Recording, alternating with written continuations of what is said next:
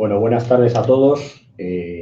Hoy tenemos con nosotros la posibilidad de contar con una delegación japonesa que ha venido a visitarnos al colegio y que nos va a hacer una breve exposición, por un lado, de cómo es el sector de la construcción en Japón y cómo está estructurado, y por otro lado, un compañero nuestro que ahora mismo está haciendo el doctorado en Japón, que nos va a contar cuál es su experiencia respecto de tanto de la actividad profesional que está desarrollando como la actividad investigadora y las singularidades o las diferencias que ha encontrado pues, en un país tan lejano como puede ser Japón.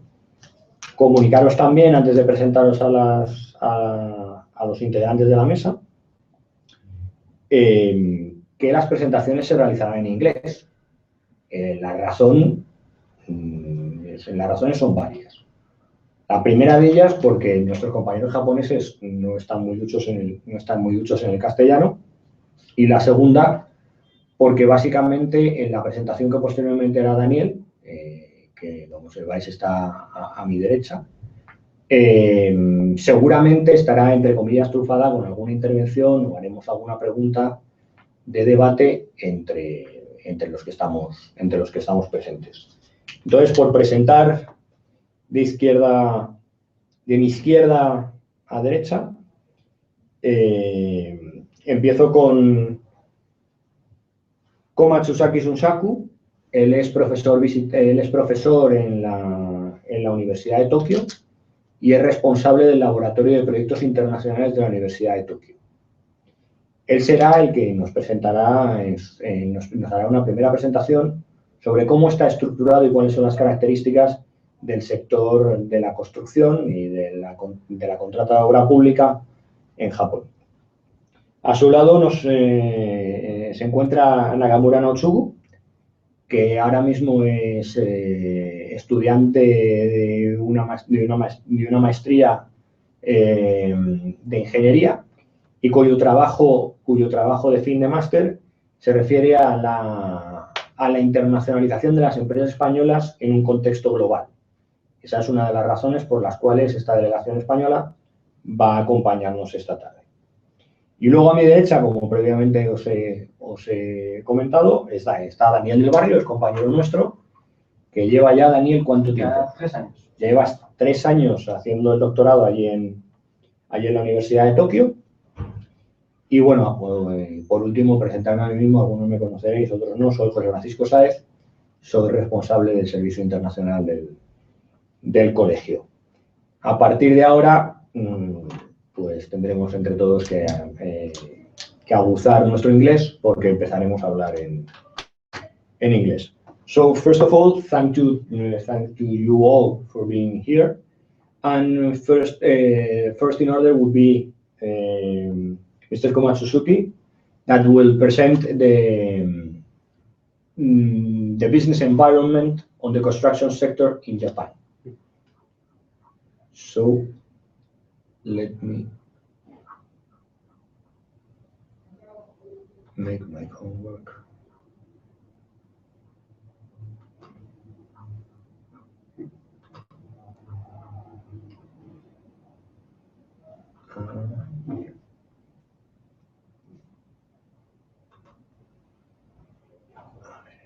Where should I be going now?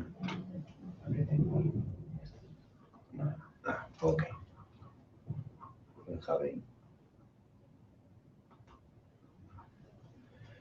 So, Mr. Komatsuzaki, the floor is all yours. If you want to take. Sure. Thank you. Okay. So, good afternoon, everyone. Thank you very much for giving me or us such a great opportunity to explain some Japanese construction industry and the Spanish students' experience in Japan. So I'm going to talk about the brief overview of the Japanese construction industry and civil engineering society. And my name is Shunsaku Komatsuzaki, assistant professor of civil engineering at the University of Tokyo. So first of all, the Japanese construction industry is a shrinking market. especially the domestic market. And we used to have a huge market. Like in 1992, the total investment in construction was about 84 trillion in Japanese yen. It's about the 660 billion US dollars. But currently we have only 46.5 trillion Japanese yen. It's almost half in 2011. And in US dollars, it's 580. And about 45% of investment is for civil engineering, and others are housing and buildings and so on. So our domestic market shrinked in this, let's say, 20 years. And also our civil engineering industry are doing some international business that is not stable. Sometimes expand, sometimes shrink. And we have about 160 million euros investment at the maximum in 2007. But after that, we had some economic crisis, and that expansion again shrunk. Then again expanding now, but it's still unstable. But basically, the investment to international project, overseas construction contract, increased from the mid 70s to 80s and 90s.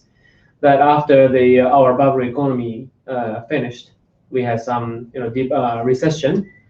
But the investment to the overseas construction kept increasing. But finally, we had an Asian currency crisis in 1997.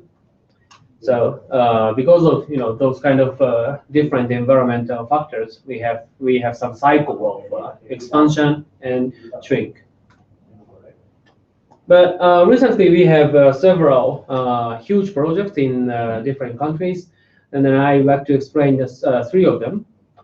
And first one is Marmaray project PC1 package. It's basically a tunnel in Istanbul, and it's a combination of a sea tunnel, immersed tube tunnel, and a NATO tunnel. The total length is about 14 kilometers or 13.5 kilometers, and employer was the Ministry of Transport in Turkey. But it's financed by the JICA yen credit, and contract price was 102.3 billion Japanese yen. It's about 1 billion US dollars. And contract time for completion was 56 months. And consultant was basically a combination of Japanese and Turkish one. And main contractor was Taisei Corporation. And Taisei Corporation formed a joint venture with Turkish government euro. And the next example is basically kind of private one. It's a Dubai Metro.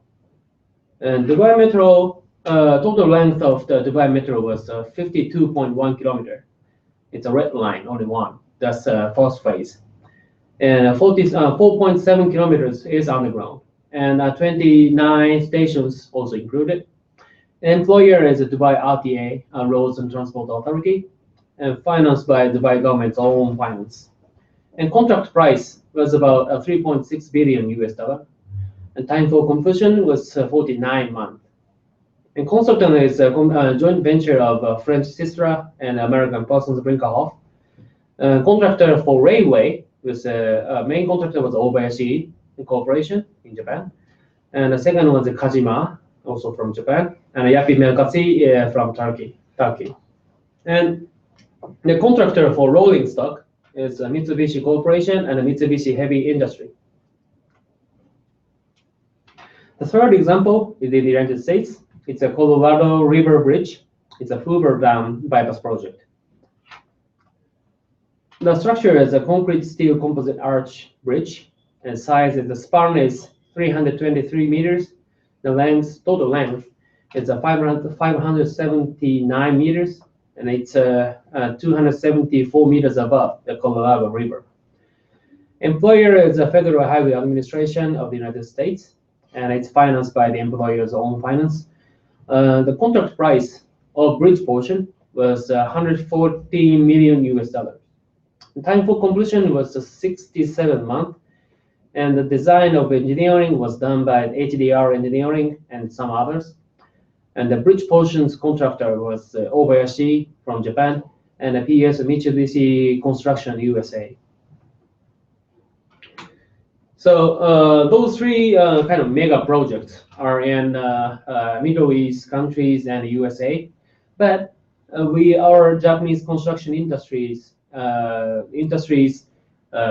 investment to overseas construction mainly focused on Asia. So this figure shows the ratio of contract by region in the overseas construction by Japanese construction companies between 1982 and 2012. And you can see that Asia is always like at least more than 50%, and almost like 70-80% of the overseas construction contract. And some in North America and some in Europe, that then some in Middle East. The Middle East one is just kind of booming, and that Middle East in 2006 and 2007 are mainly by both Marmara project in Turkey and a highway project in Algeria. So we still focus on Asia. Oops. Oh yeah. And this is the overview of the Japanese construction industry, especially in the domestic market. And it's a very simplified picture. And we have employers and contractors and some consultants. And in domestic market, employers are often Ministry of Land, Infrastructure, Transport, and Tourism. It's called MLIT, M-L-I-T. And sometimes Japan Railway, JR, and Nexco, Nippon Expressway Company, it's a highway company, and sometimes prefectural municipal governments, private developers, and public utility companies like TEPCO, Tokyo Electric Power Companies. And those are employers. And those employers employed consultant, engineering construction consultant to get a support of design and research and planning. And there are construction consultants like Nippon Koei, Oriental Consultants, and so on. And also we have survey companies. And the contractors include, we call the general contractors. There are 5 giants. It's Kajima, Obayashi, Taisei, Takenaka, and Shimizu corporations. Plus some medium ones like the Maeda Corporation, Kumagai Gumi, and so on.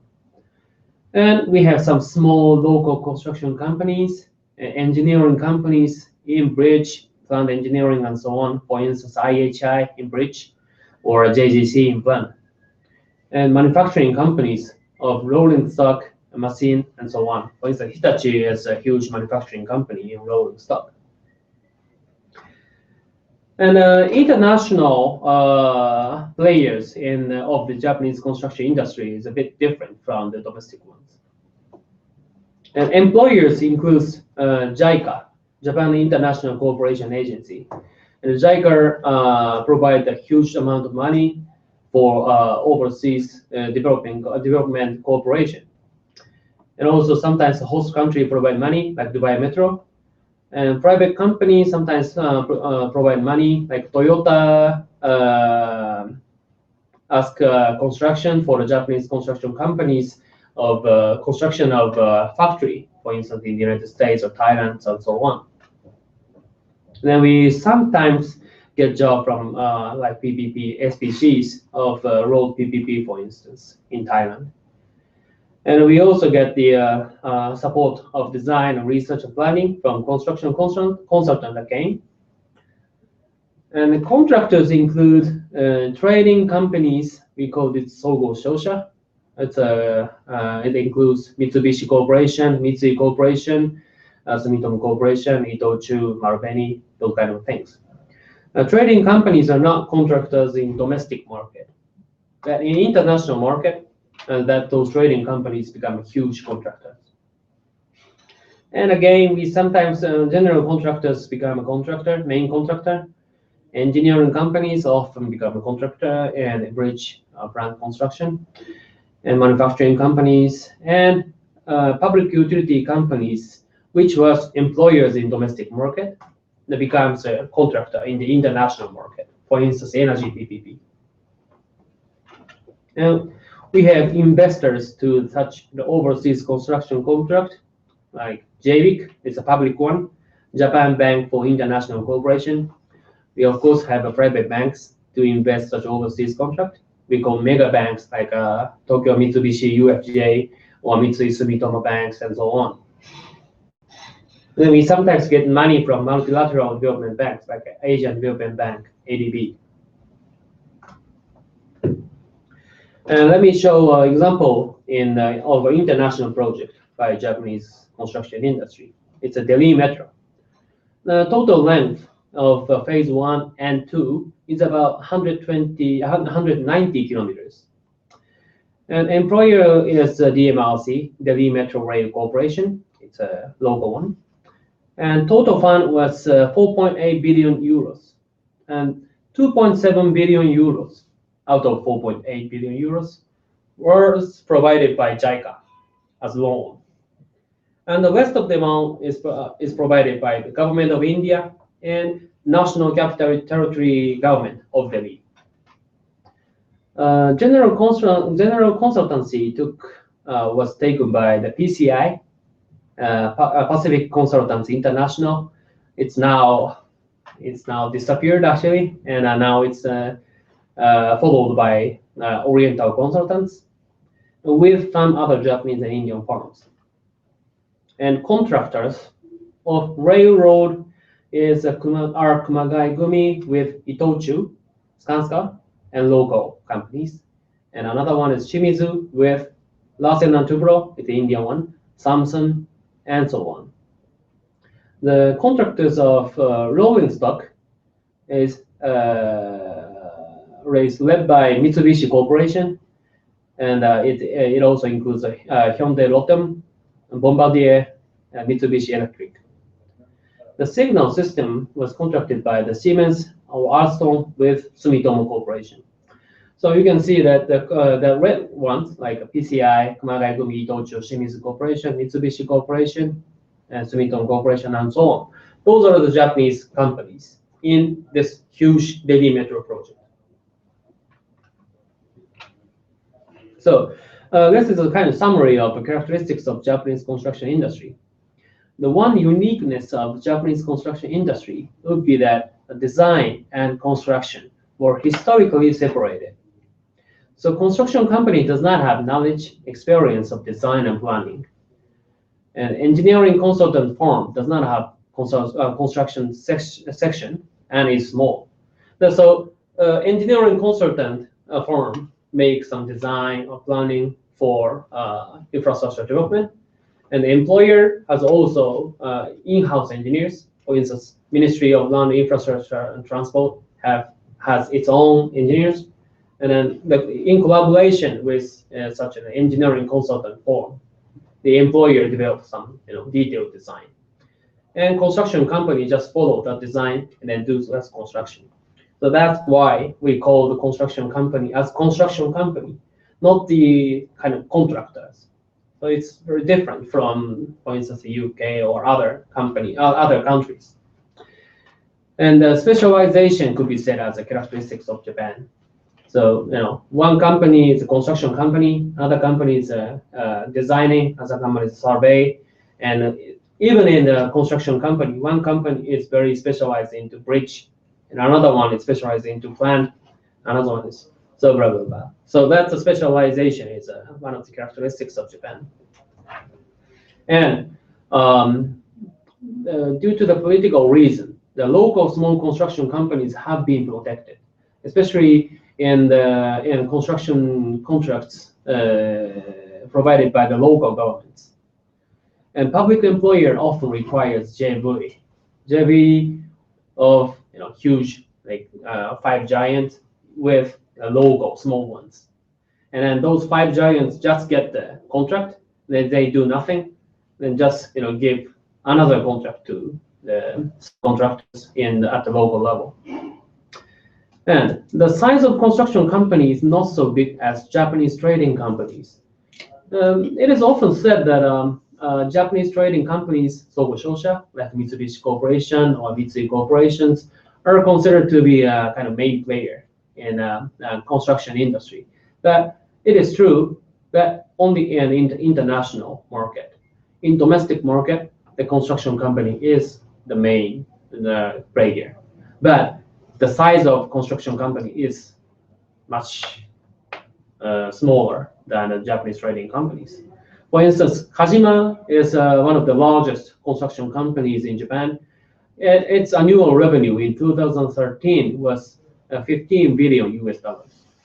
On the other hand, Mitsubishi Corporation's revenue in 2013 was about 215 billion US dollars.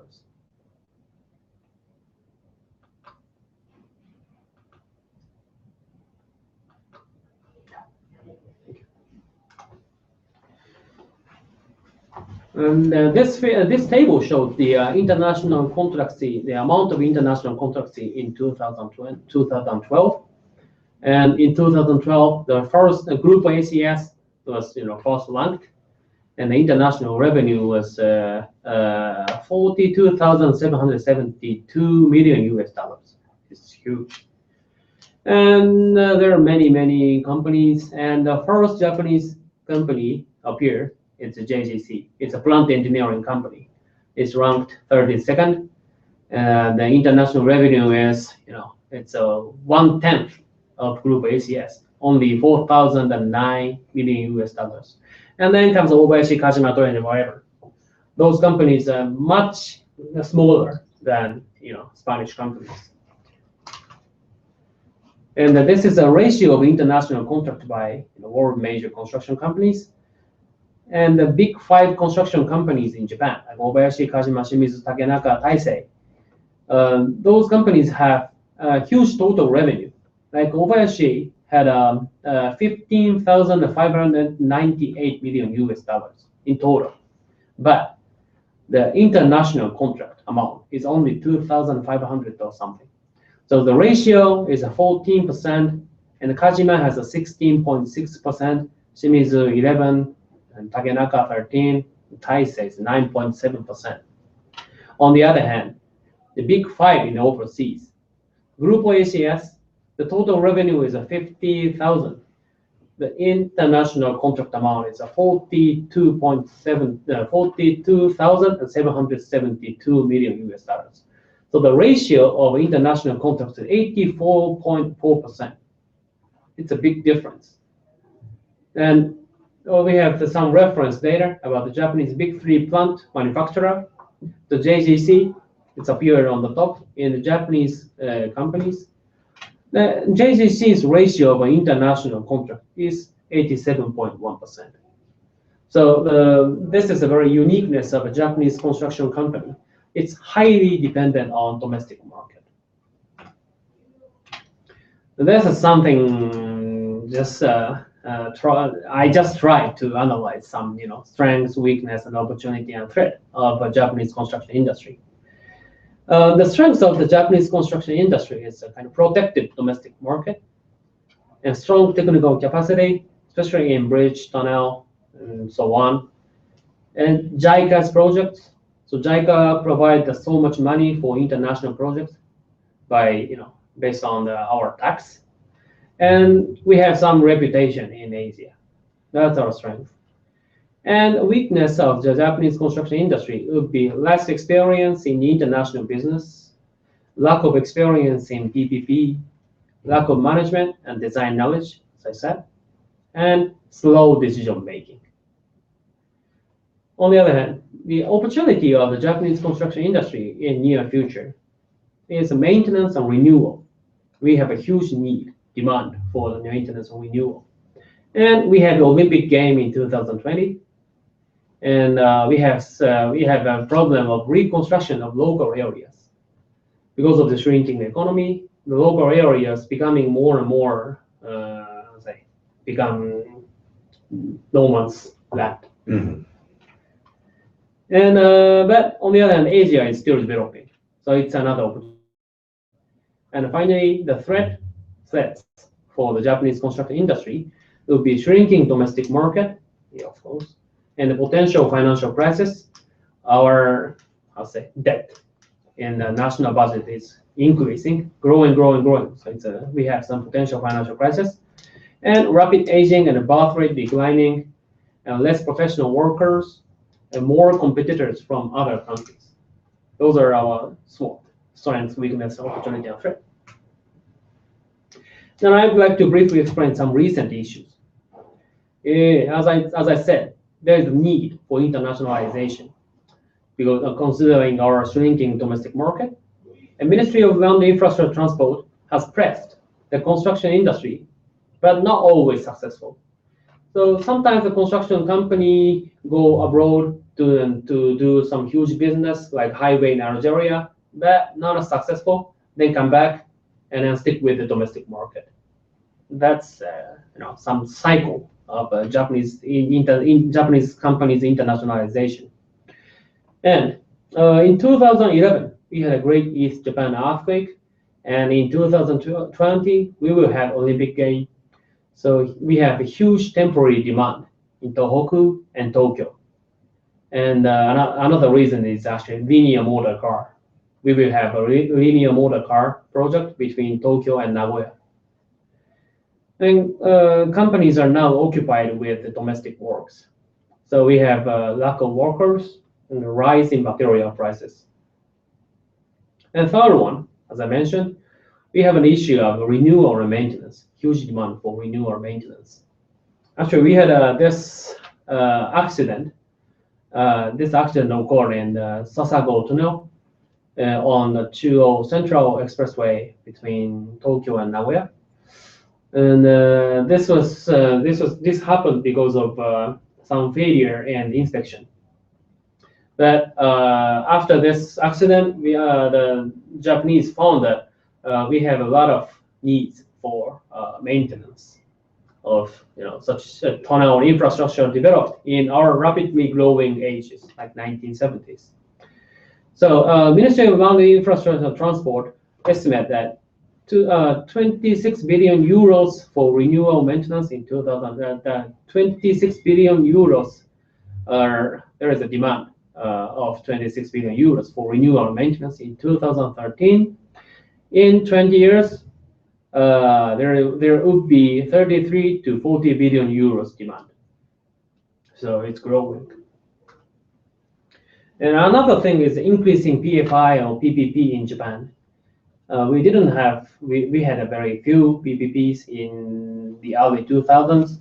But the amount and also the number of cases are steadily growing. And now we have another latest issue in PPP in Japan. Actually, the Australian Macquarie Capital and the Mayoría Corporation in Japan will establish a joint venture. And the Macquarie purchased a 19.89% equity stake in the operating company of Haneda Airport. It's an airport, main airport of Tokyo, but it provoked a strong opposition in the government. And it is said that the new JV between the Macquarie Capital and the Mayoría Corporation's target includes Kansai Airport. It's a main international airport of Osaka, the second city of Japan. And Sendai Airport, it's a main city of Tohoku region, and also renewable energy plants in Tohoku. And one source says that Ferrovial is also interested in Kansai Airport operation because Ferrovial had some partnership with the Macquarie in the UK. And there is a win-win relationship. The Macquarie can avoid the opposition to foreign investor like they had in Haneda dispute. And the Mayoría Corporation can grow out of construction company. So there is a win-win relationship, and we have increasing PPP. So this is, I think, latest opportunity, especially for foreign investors in Japan. And finally, I just briefly explain Japan Society of Civil Engineers because I'm in radio now. We have Japan Society of Civil Engineers. This is only one, I think, overarching associations for civil engineers in Japan.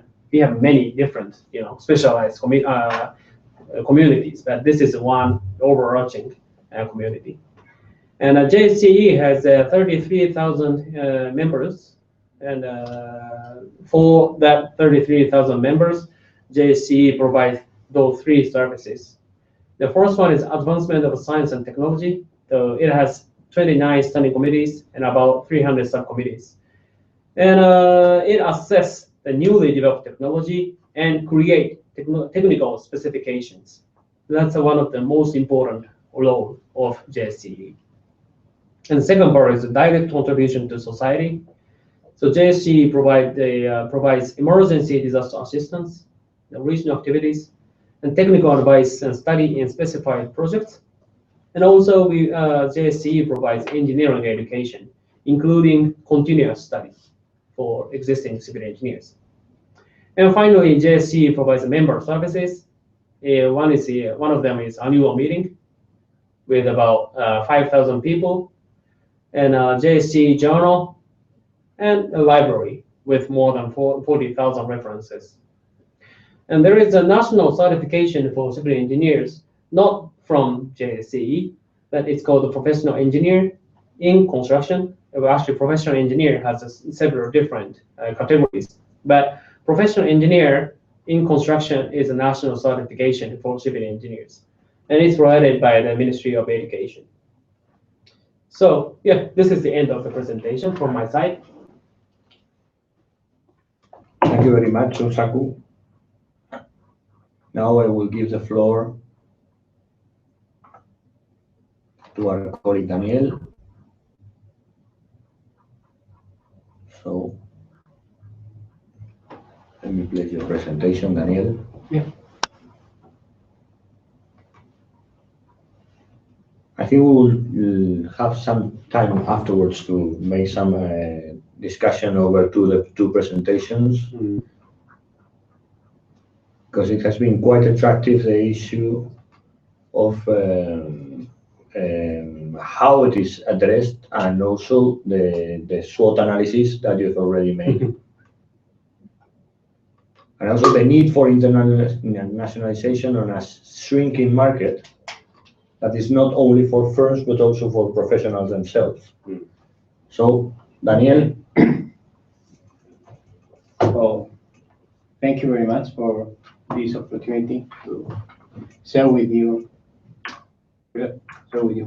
my experience in Japan for this time.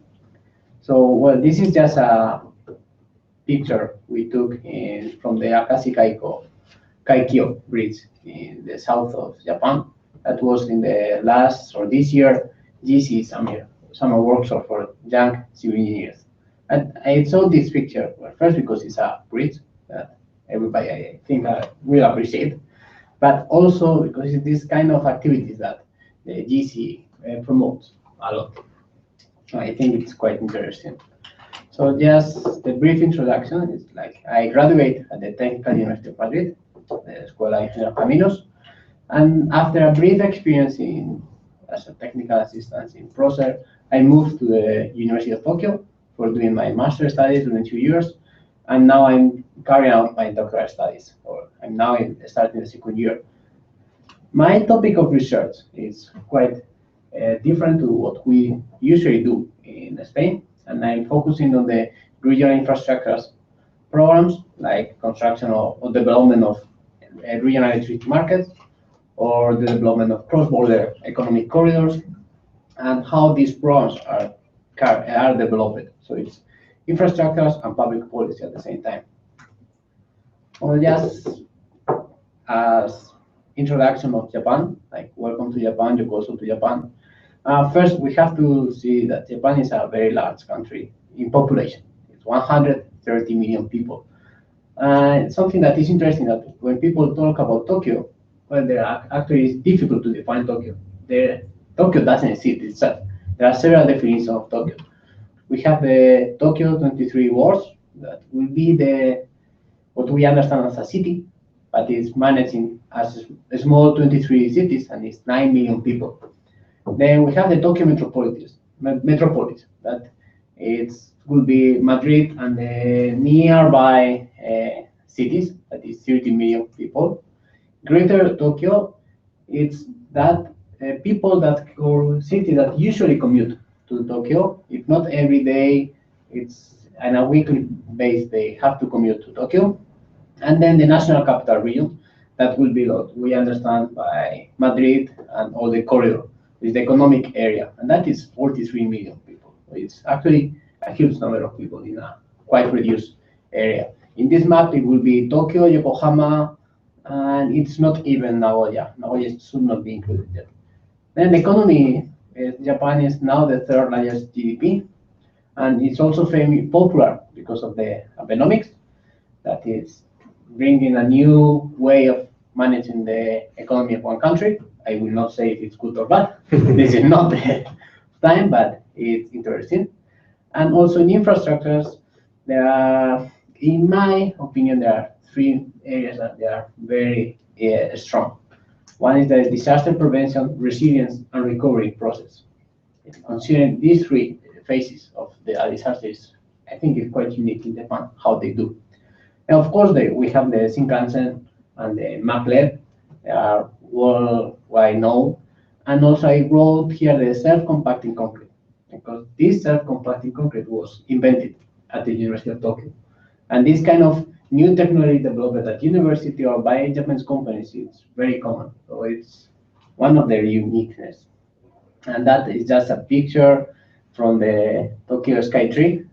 That is at the end. Then, well, I'm now studying at the University of Tokyo, which is known as Todai, Tokyo Daigaku, and is a quite old university from 1877, and is actually Japan's most prestigious university. It's the top one in Asia, and it has several Nobel laureates.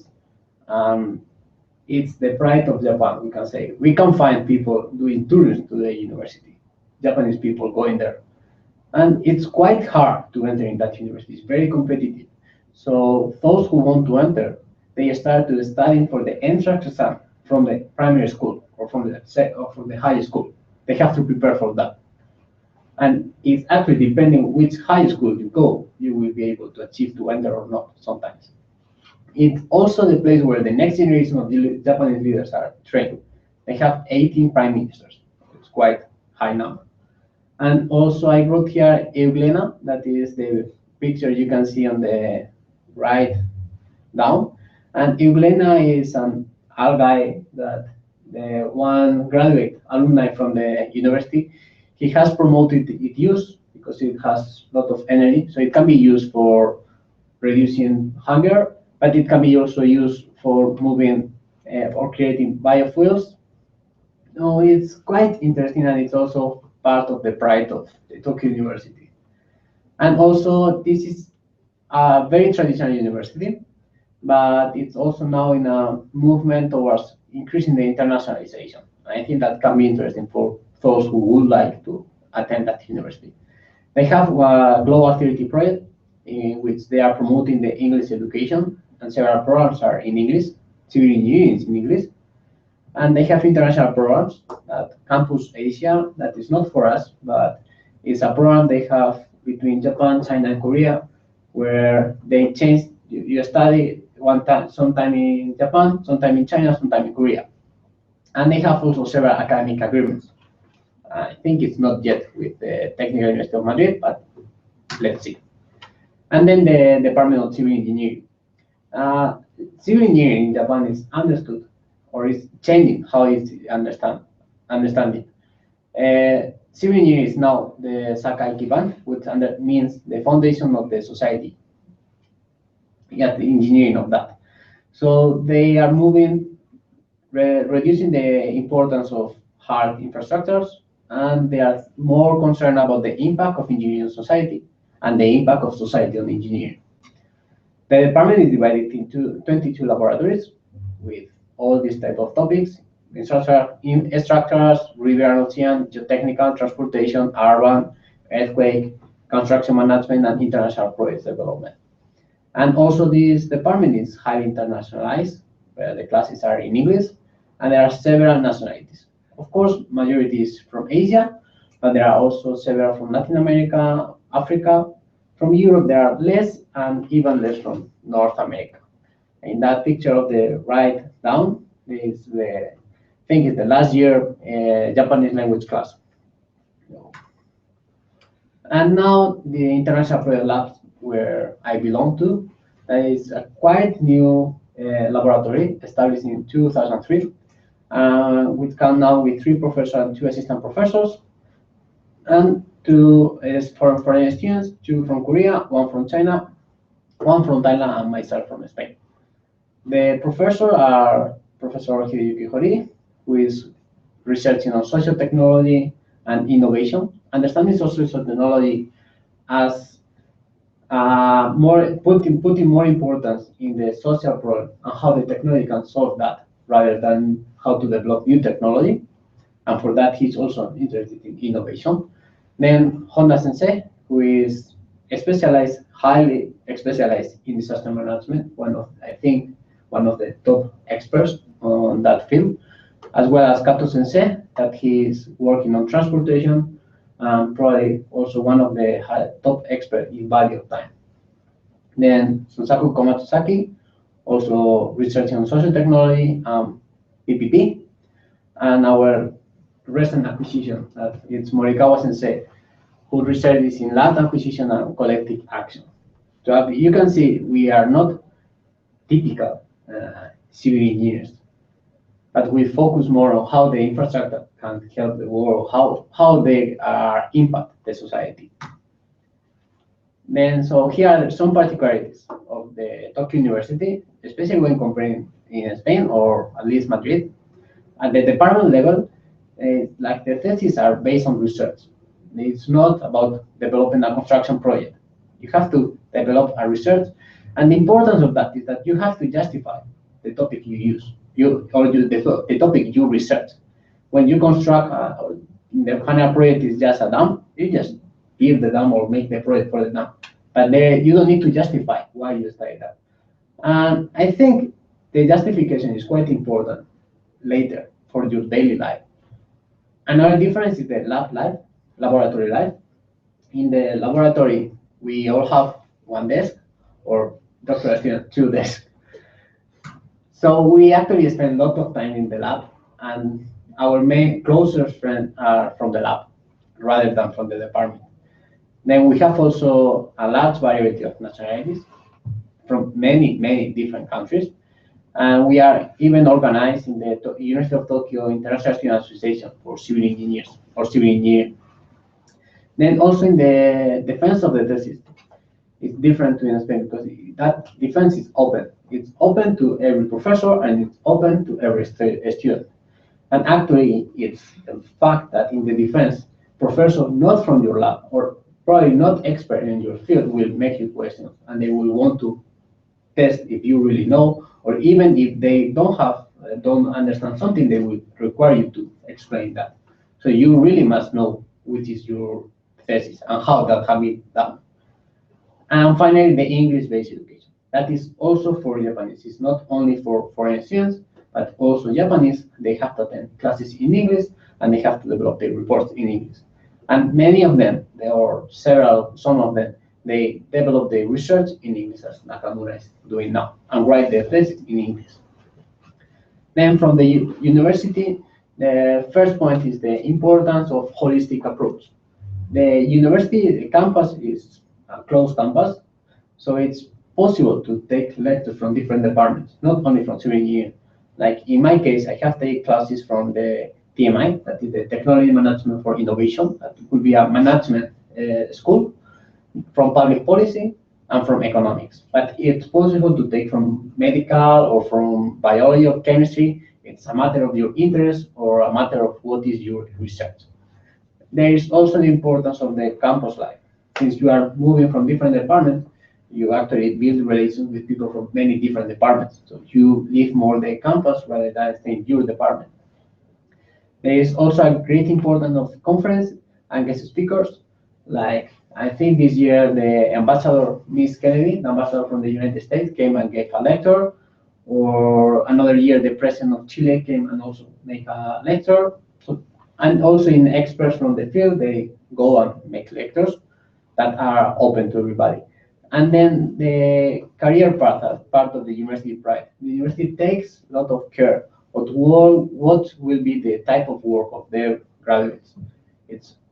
They consider that if you have a good job in your future, that it's part of the pride of the university. And for that, this is one program called GSDM, that is a Global Leader Program in Social Design Management. And basically, that program is to try to promote students to think about their future career and to promote them in international positions. So in that sense, increase their impact in the society. And since the graduate alumni from the University of Tokyo have higher impact in the society, the University of Tokyo is more reputable in the society. Then this is for young civil engineers in Japan. How is their life? Or how is the beginning of the working? So first, a particularity of Japan is the job hunting, or the susoku katsudo. That is that 1 year before finishing the university, they have to do the job hunting. They have to find a job. And this is a fixed period of time that they start in March and finish in April. First with interviews and then just choosing. And that system has actually fixed rules. Kind of the suit you have to bring, how you write your curriculum. There are many, many rules that you have to be aware if you want to get a job. Like you cannot have or you cannot go with a gray suit. You will not get a job. Then also the training period, that once you enter the company, you have a training period that it can be from 1 month to 6 months. And it's different in each company, but basically they try to make you or to improve your education, or what you are lacking, they just give to you. So then also the career path is different. In Japanese companies, they are highly rotation. You continually change your job. So the idea is that you should experience the different departments of the company in order to understand what is the company and what is the merit of the company in order to be promoted to managerial positions. And also the promotion is based on how you perform in different departments, but also in the years you have in the company. So for professional opportunities for Spanish people or for foreigners, first is that Japanese language we could expect that it's a prerequisite, but it's not. But actually, finally, it will be needed. So if you want to work in a Japanese company, it's much better for you to manage to speak Japanese. There are opportunities in international departments, in civil engineering companies, and there are also demand for high technical skills. If you are very specialized in one field, you can work in a Japanese company, even if you don't speak Japanese.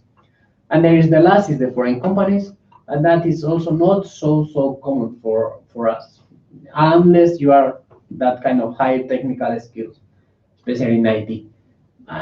For foreign companies, they usually demand you speak Japanese if you want to work in Japan. Then if someone is interested in going to Japan, especially for going to university, this is the procedures for getting the scholarship to go.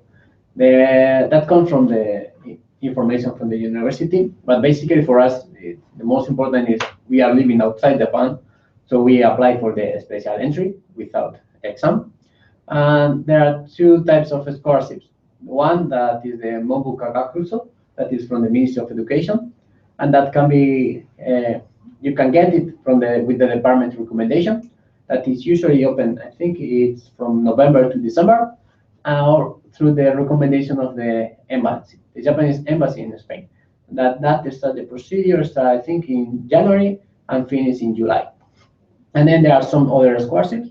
Like I believe they have opened their scholarship to Japan also now. And the Canon Foundation, this is more focused for PhD, but that also exists. So basically that is all from my part. So if these are the topics I told, and if anyone has any question, I would be happy to answer. So thank you very much, Daniel. So if you don't mind, gentlemen, I will bring you some other questions regarding the two presentations. There was one thing that was quite interesting regarding your presentation on your consideration regarding as a strange of the fact that civil engineering consultancy and contractor as such were independent. That is quite common in Spain. It is not so common in Anglo-Saxon countries. Basically, one of the issues that was discussed, if you don't mind, I will try to bring one of your slides that was before discussed on the grounds that most of them somehow, let me bring it, the percentage of international revenue was basically addressed on the grounds that was a quite interesting comparison regarding the top global contractors percentage regarding the Japanese and some others. So yeah, if you don't mind, it should be around the 14th or 15th, okay. right? So in order, people will still see us. Oh yeah, that one. Looking at that. The phone is the one before, wasn't it? Yeah, this one. Okay, so just a minute, let me do my homework. Okay. And now I will join, if I'm able. Okay. Now, there you are.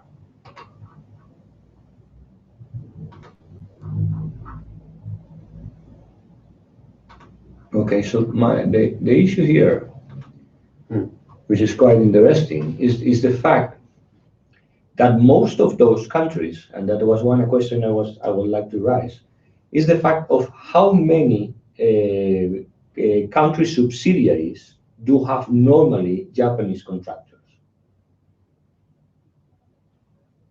How many subsidiaries? Yes, I mean, do they have their own country branches? For example, let me put you an example. I mean, the issue here is you get on the big five in overseas. There are some others, like for example, Hochtief or Grupo ACS. Grupo ACS and Hochtief do have their country. I mean, for example, Hochtief has Hochtief Polska or has both Leighton in Australia. I mean, they are much more, how do you say, they're nationals within nationals. On the other grounds, to give out further information, sorry, you can answer, I just afterwards, is the fact that Bechtel and most USA firms are quite easy to have a higher rate of revenue regarding international contracts because of the own peculiarities of their domestic contracts. I mean, it's much easier for a big contractor in the US to be able to arrange or grow in the international revenue rather in the US because of insurance policy. So I mean, bringing back that information to your question is the present somehow permanent, or is it going basically on the grounds of JICA or what you said already before? They have an experience, they don't feel sufficiently comfortable with that experience and they get back. So what's your point on that? Okay, about the first point, I think in the top 5. No, excuse me. Yeah. There you go. In the top 5, I think only Obayashi has a meaningful subsidiary, overseas subsidiary. Obayashi has Obayashi USA, or Obayashi North America. And then Obayashi North America is a very strong subsidiary. And then that's why Obayashi could get such a huge bridge construction contract from Federal Highway Administration. But other 4, like Kajima, Shimizu, Takenaka, Taisei, those don't have, I'll say, the subsidiary company in the different countries. They have some branch, of course, but those branch is just branch, and then they don't have a autonomous autonomy to invest some money to certain project or to develop a new project. They always have to follow the headquarters in Japan. So I think so they haven't got an independency regarding the policy to be able to address. Yeah. So I think only Obayashi has the real branch or a subsidiary in different country other than Japan. But we used to have some of the, not top 5, but some of the medium-sized Japanese construction companies used to have such meaningful, the real overseas branches or overseas subsidiaries. For instance, Kumagai Gumi had a very strong subsidiary in Hong Kong. And Nishimatsu Construction Company has something like that in Singapore. And the Maida Corporation had a very strong branch, very individual branch in Hong Kong. So those companies did a very good job basically in Hong Kong or Southeast Asia. But after the bubble economy finished, those small or medium-sized companies had suffered from shortage of money. Then they had to close those strong branches. So I think only Obayashi has the real subsidiary outside of Japan. One other question. I mean, and now it's for you, Daniel. One of the issues that you also presented is the fact that PPP market as such is increasing on Japan. Together with that, there's just a minute. Okay. You also have given one interesting information regarding one of the members of the international project lab regarding value of time. I mean, it's quite curious regarding some other discussion that hasn't been emitted before. We had some tabletop discussion regarding the fact that if you are having a huge amount of research regarding value of time, that is basically one of the crucial elements of being able to assess the risk in PPP projects. So, I mean, my question, and I bring it to you, Daniel, is why do you consider, but it's open to the table, so why do you consider PPPs,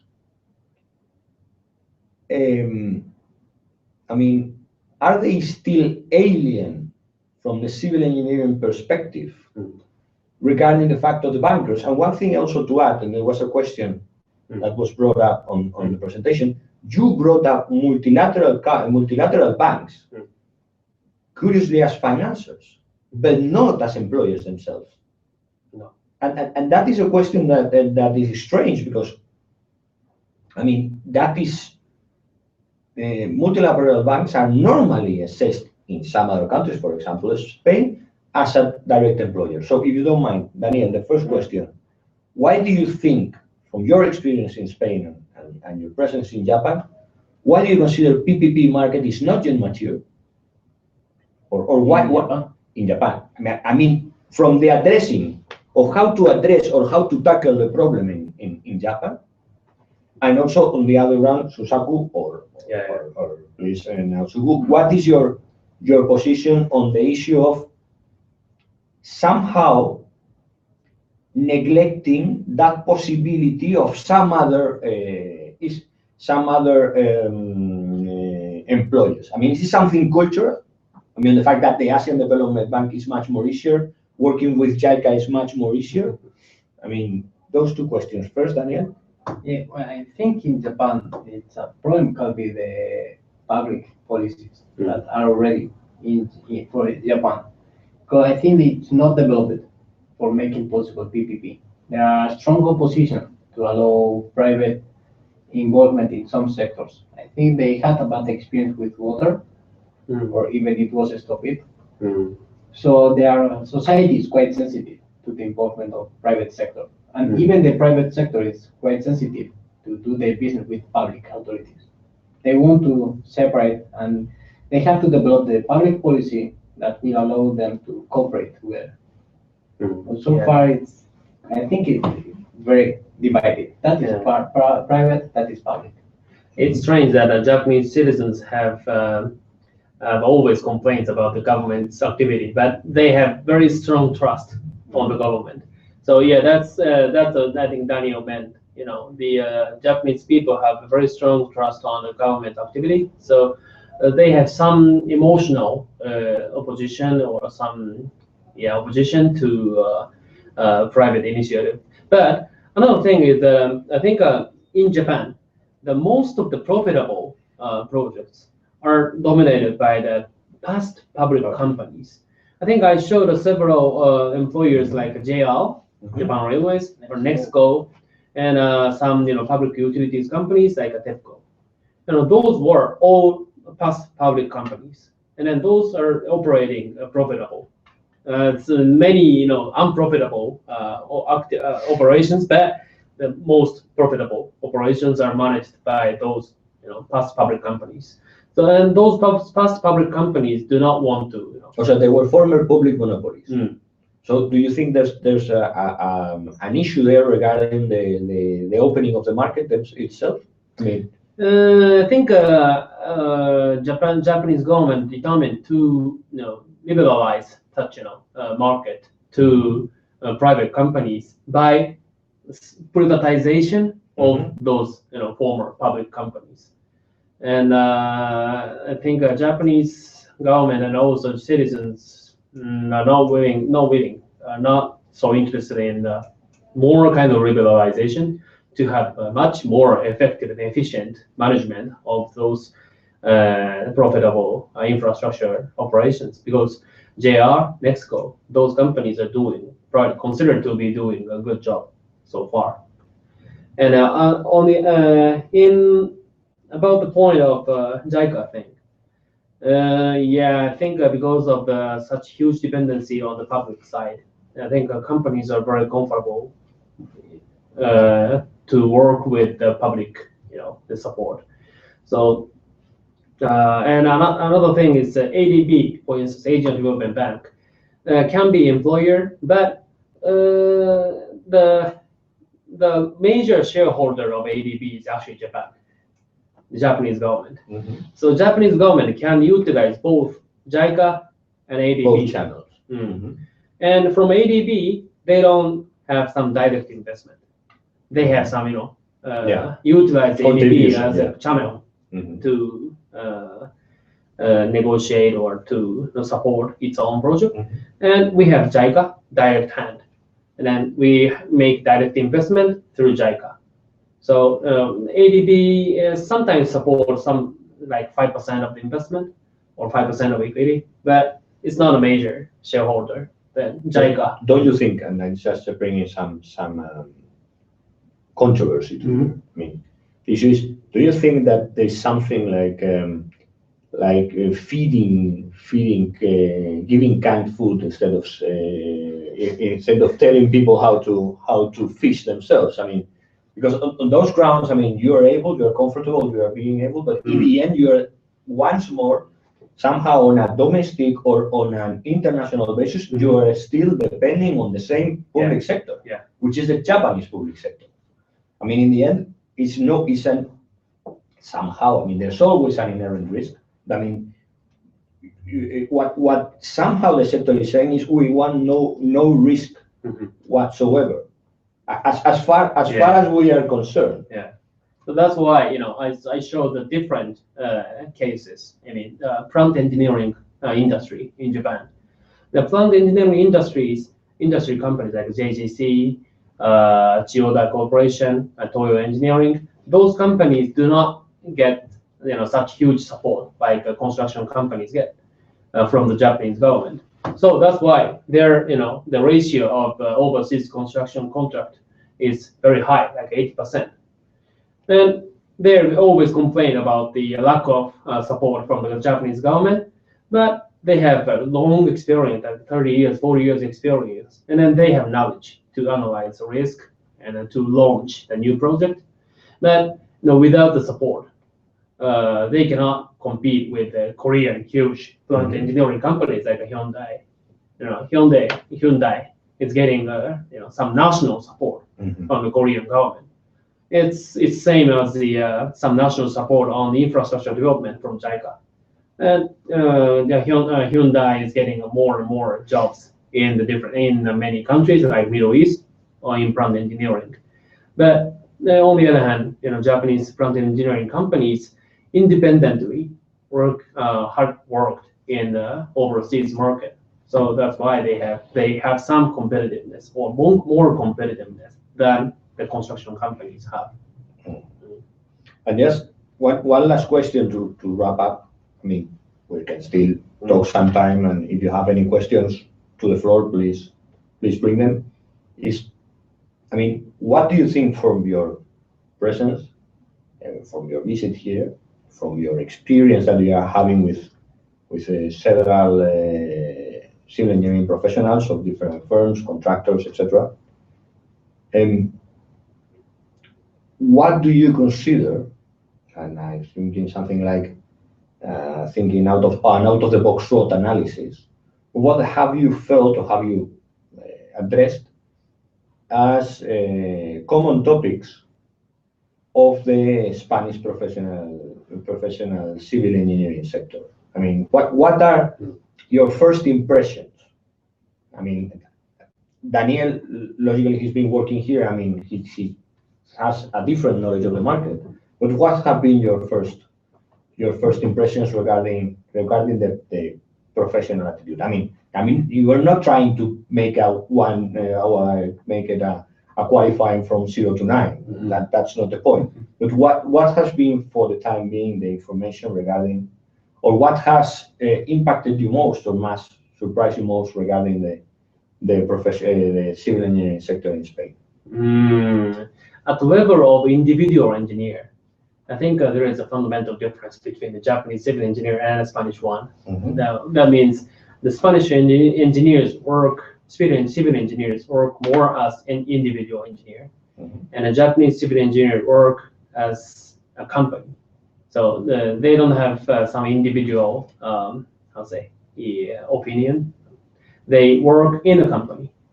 So I think that's why the Spanish civil engineers or the executives of Spanish construction companies have more open mind, and they have some kind of innovative idea to expand its business. But we Japanese civil engineers have been educated to be some kind of soldier in a company.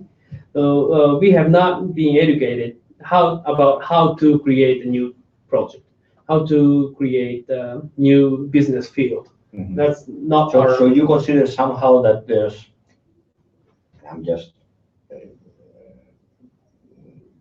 presuming. I mean, do you consider that some of that discussions or meetings in Japan are not prone to conflict? I mean, there's no how to say, there are no different ideas brought up into conflict. I mean, people discuss each other's ideas, or is there too much respect for the ideas of somebody, even more if it's superior? We tend to avoid conflict. So we sometimes bring the different ideas, but try to reach on some consensus without. Without serious. When I bring the conflict, I mean, I'm not saying serious opposition. I mean, the issue here is, so for the time being, what I can be able to deduce from your idea is that somehow we are more agile and flexible regarding our attitude, especially in things that are out of the box. Yeah, you're right. Okay. And at the company level, you said that Spain also has some kind of culture in which design and construction were separated. But the difference is that in the Anglo-Saxon country is the fact that it's very difficult that there are professionally qualified professionals at the side of contracting. Not on the side of contracting of major contractors and major project management, but in the subcontracting. That is not the case in Spain. I mean, that is one of the differences basically in contracts. and project management. I mean, the capacity, the ability of negotiating by contractors in Spain is basically made on the issue that they really know the project at heart in order to be able to change it. And that brings one of the basic discussions that somehow bring up conflict within the development of the project, but that are much more attractive on the issue that they need to be flexible and they need to be agile. I mean, the projects are not sculpted in stone anymore. I mean, things arise, especially in civil engineering. I mean, we're not making other issues that may be much more industrial product. Daniel, one question that you've already said and you have already mentioned. My question is there a field for civil engineering professionals there? And if that's so, who do you think not should be, but would be or could be easier for them to have the culture, and always with respect, culture shock? I mean, is there a market for long-time professionals? I mean, long-time professionals, I mean, people with 40 years who already have a career and may be able to add something? Or it is also an interesting career path from young graduates? I mean, you don't have to be completely explicit on one thing or the other. I mean, I'm asking you almost real short range, you know. I think for long-term professionals, it might be difficult if you want to access directly to a Japanese company, if you want to join a Japanese company, because it's not usual. They contract someone with too much experience. They prefer to train that person. It can be the case that a Spanish company go there and do a business with a Japanese partner, and in that case, the people from the Spanish side should have a lot of experience because that is respected. That is one possibility. And from the young engineers, I think there is chance, but probably working in Japan is not the best case.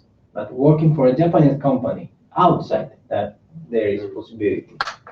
I think they consider us as Latin Americans, basically, and as Spanish speaking, but or Latin American. I mean, it doesn't matter. I mean, things happen. I mean, but it's in order to be able to understand that. Mainly, they consider us as same carton. They don't really see big difference. They can consider us also as Europeans, but basically, Japanese companies are not usually interested in European market. You told us that there was some change in that. Do you think Europe will bring up into focus or not yet? Eastern Europe. Yeah, but not in terms of PPP, but still in EPP. No, in general. I mean, yeah, I think European countries still have some difficult projects like a bridge tunnel. And I think we still have some competitiveness in that kind of fields. So I think Japanese companies are still seeking for possible business in developed countries, especially European countries. Like I think one company get the contract of bridge in Italy, for instance. But you consider it would be always cherry picking. I mean, it won't be a big bet in order to be able to establish themselves in a market. No, it's still a very small portion. Of the total business. And then there is also, I think, the chance for those who want to research, not necessarily at university, but I have several friends that they work in a consulting or in a construction company, and their work is to research and development. So if someone is using concrete, plenty of work working on concrete. And on that, you don't need Japanese, usually. It's also one possibility. So there are several, I could say, is not so huge possibilities, but going there is, of course, your reputation in Asia will be very high So Japan should be seen as the first step for Asia. If you go to Japanese university, or if you have a clean experience with Japanese company, after that, moving to any Asian country, it's much easier. I think that is best. Okay, just two questions. First, is JICA a good employer? Well, I bring the case because one of the things that is happening is that JICA itself, in most of the projects that they're making in Latin America and some other areas, they are somehow trying to attract talent from some other professionals, especially special professionals in Latin America. So to those people who may be hearing us in this, I mean, we're going to say it's maybe bad or not be bad, but the fact is that JICA, I mean, what is the role of JICA, of the professionals within themselves? Do they make the supervision of the project? Do they follow up? This is a contract management. I mean, what should be the role of civil engineers in JICA structures? I should say that JICA is not the direct employer. So JICA always lend money to host country, and the host country becomes the employer. But anyway, JICA doesn't have JICA has very few civil engineers in it. So JICA doesn't have any capacity to supervise the very difficult construction contract. So what the JICA's role is to mobilize money and just lend the money to a potential project, and then negotiate with the host country.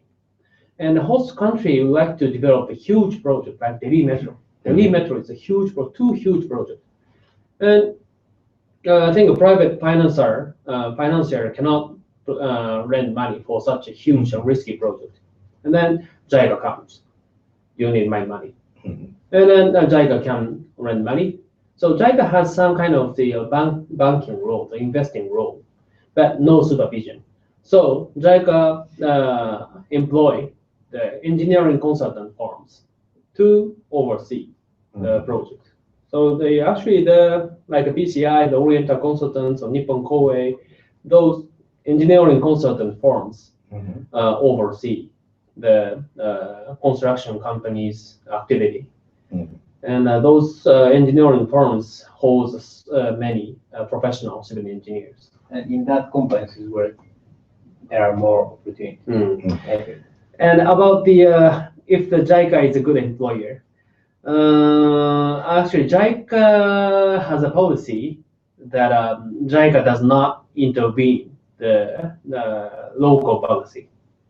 So even if the local host government has some problem in the legal framework, JICA may have some indirect advice or something on that host country, but not like World Bank. World Bank will do more kind of direct thing, but JICA never does it. So in Vietnam is a communist country, so it has so many governance issues. But JICA does not say anything to it. So sometimes, the contractors will have some problem, but the JICA doesn't intervene. So they cannot have some support from JICA. But on the other hand, the JICA is a very good lender for the host country. So the contractors can get the good business, sometimes good opportunity. But that's, I think, both sides. Okay, so just two last questions. I mean, because Mr. Nakamura has been silent all this afternoon. So, two questions for Mr. Nakamura, and he will be able to answer them. Please, he's not in an exam, so we'll try to be gentle to him. Okay. So, your question, Daniel? From me to him? Yes. Okay. I mean, that's the other way. The point was, to be able to ask you a question to make you uncomfortable to see what was the question you're going to ask. Oh, can I ask? Yes, please. I mean, but Daniel, why did you choose Japan as a doctoral or master's destinations or study destinations? Yeah. Good question. There are Good many. question. 5 minutes. There are many options. Yeah. Of course, you can study in the France or in Germany or in the US. Why did you choose the Japan? Because Japan gives you the opportunity to be the only one who do that. It's important. I think, or I believe that if you go abroad for a study, there are 2 things that you have to get at least. One is the knowledge, go somewhere that you can learn actually something, and the other one is the experience you get. And those 2 things will make you unique or will make importance in your CV. If you go to France, you are going to get knowledge, that of course. But the experience part is not so new. We already have almost everybody can somehow travel easily to France, and there are many people who have been living in France, and it's not so different.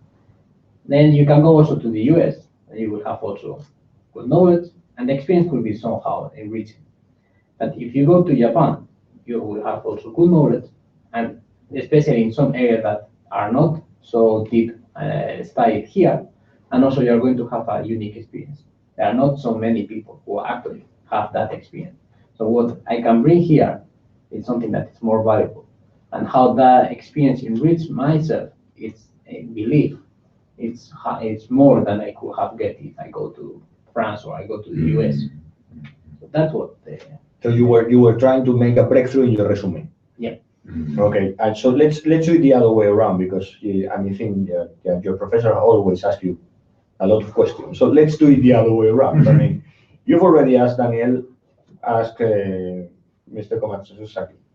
But yes, one question to the professor. I mean, he's now in exam, so I mean, you can. Okay. As Daniel mentioned, as Daniel explained, our laboratory, international project laboratory, has 3 professors and 2 assistant professors, and their fields, their studying fields are very variety, very diverse. So, Komatsuki-sensei, how do you think about this diversity?